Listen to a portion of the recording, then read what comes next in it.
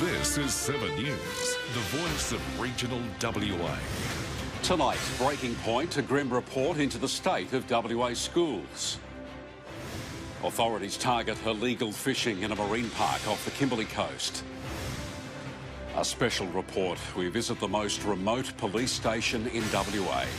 And I'll have all the latest weather details for your place coming up soon. 7 News begins now. Hello and welcome to 7 News. A new review into WA's public education system shows the sector is a breaking point, and it's found regional schools are severely disadvantaged. The State School Teachers Union says changes need to be made. The review found our teachers are at breaking point. They're burnt out. And there are a number of reasons for that. One is the declining resources, both financial and support resources. It's come in a review into public education by the State School Teachers Union. It's found the sector needs urgent changes. WA's regional schools are suffering the most under pressure from a lack of resources and greater demands on teachers. You have often inexperienced teachers, first-time out teachers with inadequate support since changes have been made that have taken support away from a regional level and centralised it. That's very difficult for teachers in those areas. The review was led by former WA Premier Carmen Lawrence. There are almost 50 recommendations aimed at easing the pressure on teachers and providing a better education for students. We listen to teachers, we talk to education specialists, we listen to parents, and the result of that inquiry is in this report. So, in a sense, we've done a lot of the work for them, and we hope they recognise that and act on the recommendations. The WA Teachers Union says with support from the government, some of the changes will be easy to implement. Others will take time. We're looking at how we can best move forward. And there are priorities that we can achieve tomorrow, and there are some that are going to take much more in the longer term. The Education Minister says he's dedicated to ensuring WA students get the best. My efforts are always to ensure that we have the best public education system that is possible and that our students reach their full potential. But the Minister was not willing to confirm if the government would provide the additional funding requested to support schools.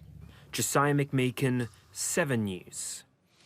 Bushfire season has arrived in WA. Firefighters spent today dampening down scenes in Murray and Peel. The weekend fires destroyed more than 2,000 hectares between Serpentine and Jarrahdale. At one stage, Carnet Prison Farm was under threat. Further south, firefighters were sent to protect homes in North Dandela. Dozens of blazes were started by lightning strikes. More than 3,000 kilograms of illegally caught seafood has been seized by Australian Federal Police in waters off our north coast.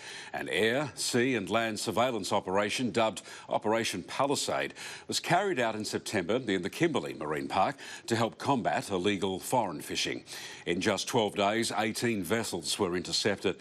Officers also seized more than 3,000 kilos of trepang, 27 shark fins, 70 kilograms of other fish and shark meat. Members of the public can report suspicious activity to Border Watch. A 46-year-old woman has died after becoming trapped in a train engine in Albany. Police say her death was not suspicious. Officers were called after reports of a woman screaming. On Friday night, Albany police were called to a stationary CBH train. Police say they were later told a woman could be heard screaming inside the engine carriage. They found her trapped inside, unresponsive and unable to be freed for treatment. Police arrested one man, but he was later released. We didn't realise that there was a woman trapped inside that was deceased, and the police got hold of the two gentlemen and arrested them. I think they pinned them to the ground, and then we got escorted off this bridge here. Police cleared the area, then spent 3 hours working to free the woman's body. After their inquiries, police have decided that the woman's death is not suspicious. Police will prepare a report for the coroner. The Old Albany station is a known spot for rough sleepers, but it is not known if the 46-year-old woman was sleeping there. Grace Armstrong, 7 News. And if you or anyone you know needs support, contact Lifeline on 13 11 14. A prominent climate activist involved in protests against Woodside's Burrup operations has appeared in a Perth court. Jesse Noakes has refused to hand over his mobile phone and laptop passwords to police. He argues he'd been protecting his sources' anonymity. Rebecca Johns reports. Good afternoon. Jesse Noakes describes himself as a writer, a broadcaster and a campaigner, but today took to the stand to defend himself in his own criminal trial. He's the media advisor for controversial Green Group Disrupt Burrup Hub. The 34-year-old was charged with 4 counts of failing to obey a data access order without reasonable excuse. Earlier this year, he refused to hand over his mobile phone and laptop passwords to detectives after his devices were seized by police during 2 separate protests at Woodside headquarters in the city and outside the home of Woodside boss Meg O'Neill. Noakes told the court he's worked in a freelance media role for more than 6 years and his right to uphold his sources' anonymity is covered under the Australian Media Code of Ethics. But through questioning, the police prosecutor uncovered Noakes does not hold a journalism degree, he's never been employed by a recognised media outlet and only joined Australia's Media Alliance after police first seized his devices. The decision's reserved till tomorrow. I remain quietly confident that media freedom will triumph and justice will be served, which is to say that the protection of vulnerable sources will be preserved. Obviously, I'll take whatever consequences arise if my defence is not successful. Jesse Noakes is also facing a charge of aggravated burglary. He'll be back in court for that one tomorrow. For the WA Police Force, they're responsible for looking after the biggest and remote beat in the world. Tonight, we're taking you to Western Australia's most remote police station. It's located just near our border with the Northern Territory. In the first of a series of reports, Josh Van Staden got the chance to see firsthand what it's like for police working in such a remote part of the state. Warracoona in the Ngunjara lands near the foot of the spectacular Rawlinson Range, a speck in the flat surrounding desert. It sits just off the Northern Territory border, 300 kilometres west of Uluru. Western Desert people were among the last Aboriginal people in Australia to have contact with Europeans. They had sporadic interactions until the 50s when the government carried out weapons testing nearby. We travelled with WA Police on a small turboprop plane. From Perth, it took us 3.5 hours to reach the community. The day we arrived was a celebration, kids and the community coming together. For many of them, AFL is their favourite pastime. We play footies. Football. The men's football team winning the grand final on Saturday. They beat Warburton, which is our traditional arch rivals. The school had also won the Warracoona Desert Dust-Up Sports Carnival, special treats to celebrate the win. Everyone's just friendly. That's one thing I love about this place. Everyone's happy. Is Cole your favourite policeman? Yeah. Despite its remoteness, there's a multifunctional police station and courtroom. 2 officers from WA Police and 1 from the Northern Territory work here. Averaged over 2,000 kilometres a week, so it's a fair bit of travel. Sometimes we travel to Docker River, which is in the Northern Territory, 105 k's across. Legislation means officers have special constable status to work across jurisdictions. It means out here there are no legal state boundaries for the NG lands for offenders to cross and escape justice. When we had COVID, people couldn't understand why they couldn't go to Docker River, which is basically a sister community. You must be authorised or have a permit to travel through here because it's Aboriginal land. Although it's in WA, it's in a different time zone, 1.5 hours ahead in Central Australian time. It's also an offence to consume alcohol here, one of the few communities that stay dry. The nearest place to buy a beer is 8.5 hours that way towards Laverton. Cannabis causes the most harm. It's often smuggled in and sold. Its abuse causes a range of social issues. The ramifications often fall on children. Police officers who work in these communities do more than simply keep law and order. Nothing's unfixable, everything can be fixed, and there's like a really restorative approach, and I think that's really worked in Warracoona, and they've built really strong relationships with the community, but also the kids in the community, and the kids in the community trust them. If behaviour is good, officers spend evenings playing indoor soccer with local kids. You do get an appreciation of what you do will be that their only highlight for the week. They hand out icy poles and keep them occupied. We're not the big bad wolf, and, you know, we're here to help everyone. It's not just to lock people up, it's to try and just change some behaviours going forward. It's often a healthier, happier place to be than at home. Small sort of improvements that we can try and do to change and empower them to do better for themselves and make their own decisions of what's right and wrong. Josh van Staden, 7 News. Julian Vicentini is with us now for a look at today's weather across the state. Thanks, Noel. A broad trough currently lies over the Kimberley and the Pilbara, which saw some gusty showers and thunderstorms hit parts of our north today, and those stormy conditions will ease into the evening. Taking a look at today's temperatures, 35 was the top in Wyndham, 36 in Derby, 42 degrees in Fitzroy Crossing. It was even hotter further down the coast, 44 in Port Hedland and Onslow. And Marble Bar was today's hotspot, reaching its maximum just after 2 o'clock this afternoon. A low of 19 before reaching 28 in Shark Bay. Mostly sunny top of 39 in Meekatharra. Moving inland, it was warm in the Goldfields, 39 degrees in Leonora and Laverton. Mostly sunny in Busselton, 28 the top. Cooler in Albany, 19 degrees. And it was sunny in Ravensthorpe, 26 degrees the maximum. Most of the rain in the 24 hours until 9 a.m. hit the Kimberley. 35 mils fell at Wyndham Airport and El Questro. 32 in Theta. Talina Downs along our south coast saw some rain, 10 mils of rain, and there was a sprinkle at the Norseman Airport. To the weather wall, hello to Elijah, Emma and Olivia from Grace Christian School, and a big hello to these students. Hello from Clarendon District High School. Well done, everyone. Stormy conditions will continue in our north. Those details right after sports. OK, thanks, Julian. And ahead tonight, the South Coast Rotary Club that runs its own farm. And a taste of one of the world's best jobs.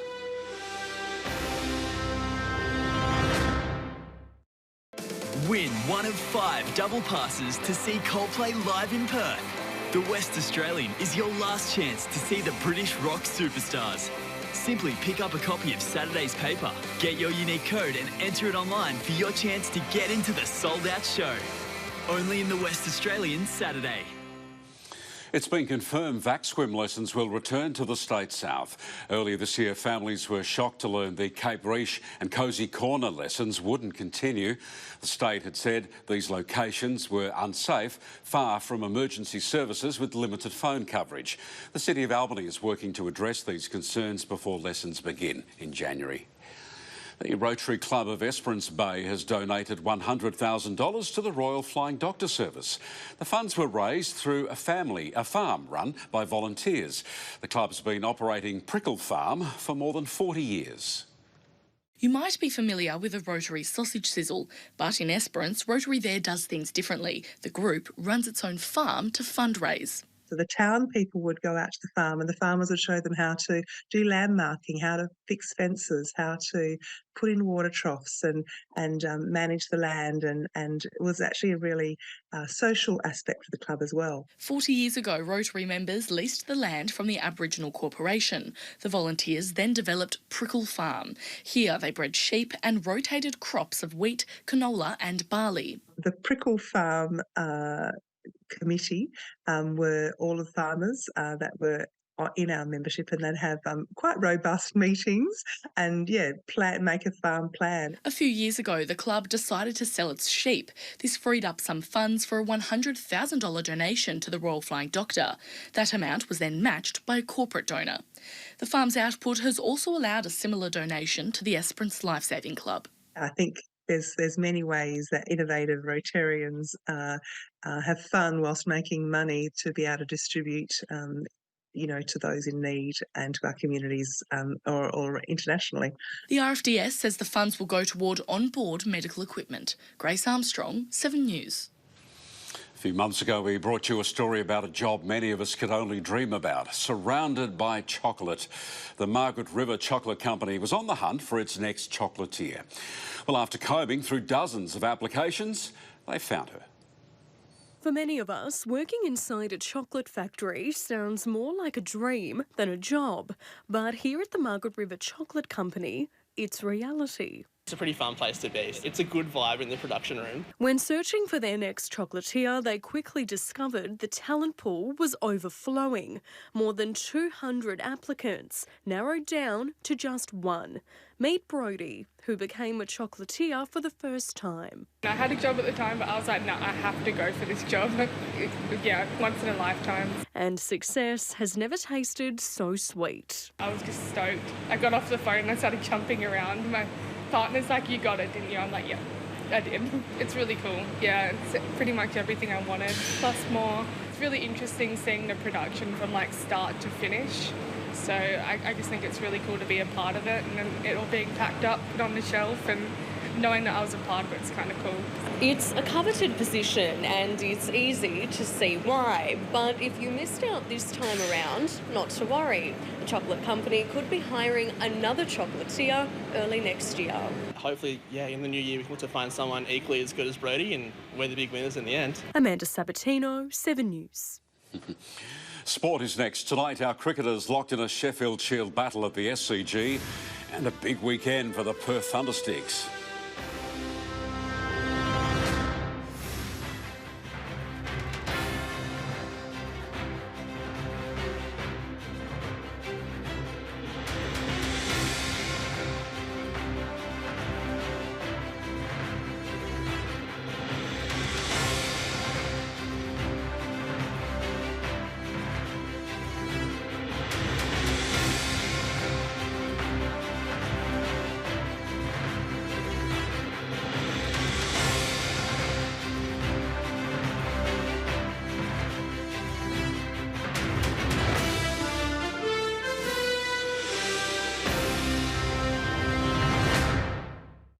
An entertaining Sheffield Shield battle between WA and New South Wales is centre stage at the SCG. A batting collapse from the reigning champions had them facing an uphill battle until the bowlers sparked a spirited comeback. A shaky start had the reigning champions on the ropes. Dunsborough's Lance Morris was WA's final wicket, putting an end to a dismal innings. Bowled him, and he finishes the job. Liam Hatcher, 4 wickets. It was all doom and gloom for the visitors. The day started with losing 7 wickets before hitting the 100 mark. Bunbury's Sam Whiteman was first to go. Good delivery, and claims the edge. Whiteman goes. Western Australia finished on a low total of 141. They needed a quick response from their bowlers, and they got one from Joel Paris, fresh off his 11-wicket match last week. Oh, good delivery. He's beaten him. Has it got the bat? It has. Hackney has to go. Little edge, and Paris strikes for WA, just what they needed. Paris took another scalp 6 overs later. Then a terrific catch off a ball from the Wild Thing put the pressure back on the home side. And he's on the pads. Is he caught? Is he caught? He's given. It sets up an intriguing day 2 tomorrow. Julian Vicentini, 7 News. A nail-biting women's Big Bash clash has seen the Scorchers fall narrowly short of a third straight win. The 2020 match at the WACA came down to the final ball. A boundary from the Adelaide strikers got them over the line. Despite a 6-wicket defeat, English import Natalie Cyber-Brunt shone in her first match of the season, scoring a half-century. It was fun. Obviously the WACA's a really good surface, got some true bounce, so yeah, had a good time. I would like to score some more runs, but yeah, happy with the start. Bunbury's Chloe Paparo batted further down the order, finishing not out on 5 runs. The Scorchers head to Brisbane to take on the Heat on Thursday. A successful weekend for the Perth Thundersticks, with one side locking in their spot in the finals. Both Perth teams extinguished the Adelaide Fire yesterday. The women's 4-0 triumph cemented their spot in the top 4. Tambellup's Penny Squibb assisted in the first and third goals of the match. The coach says the win was the best of their undefeated season so far. Really pleased with how we played. Adelaide are a really good team and they came at us, and I thought we probably played our best hockey so far in this campaign. So, yes, very happy with how we played. In the men's clash, the Thundersticks reigned supreme with a 3-0 victory, putting them back into finals contention. They now sit 4th on the ladder, heading into Sunday's clash at home against ladder leaders New South Wales. Julian's next with the weather for the week ahead, and then in 7 News at 6. A country town in shock, 5 killed at a pub. 2 families ripped apart by a runaway car. Welcome back. Before we get to tomorrow's forecast, hello to Colin Hill from Northam, who celebrated his 94th birthday yesterday. Happy birthday. Taking a look at tomorrow's synoptic chart, a trough over our north will start to be pushed eastward, which may see some showers and thunderstorms over the Kimberley, Pilbara and North Interior. Those conditions will stick around in our north on Wednesday, and a high pressure ridge will move south of the state. Then a cold front will brush the southwest on Thursday morning, bringing some cool and cloudy conditions and showers, especially early in the day. The trough in our north will deepen over the Pilbara coast on Thursday and on Friday, and a strong ridge will develop rapidly over western and southwestern parts of the state. Partly cloudy in Wyndham and Kununurra tomorrow, 41 degrees. Possible storms in Fitzroy Crossing and Derby, 34 the top in Broome, and expect more storms in Tom Price and Newman. Mostly sunny top of 28 in Carnarvon, similar conditions in Denham, 26 degrees in Geraldton, mostly sunny in Jurien Bay, and a warm 31 in Dalwallinu. A low of 10 before reaching 27 degrees in Collie, cloudy in Augusta. A shower or 2 in Albany tomorrow, 27 and partly cloudy in Katanning, and sunshine in Northam and Merredin, 31 degrees. Expect overcast conditions in Ravensthorpe, 22 the top in Esperance, windy in Eucla, and sunny skies as we move into the Goldfields, 34 in Kalgoorlie and 36 in Leonora and Leinster. To local waters, light to moderate winds on the Ningaloo and Gascoyne coast tomorrow. Swells will reach up to 2 metres high. Similar conditions along the western and southwestern coasts. Swells also reaching up to 2 metres in height. Winds will reach up to 20 knots east of Esperance during the morning and will turn southeasterly in the middle of the day on the Euclid coast. Taking a look around the rest of the country, a shower or 2 in Darwin. There's a chance of showers with a top of 30 degrees in Melbourne for the Melbourne Cup, and in Perth a mostly sunny top of 25 degrees. Enjoy your evening. Good night. OK, thank you, Julian. And that's our look at local news, sport and weather for now. We'll be back with updates for you throughout the evening. 7 News with Rick and Sue is next from Perth. From us, good night, Western Australia.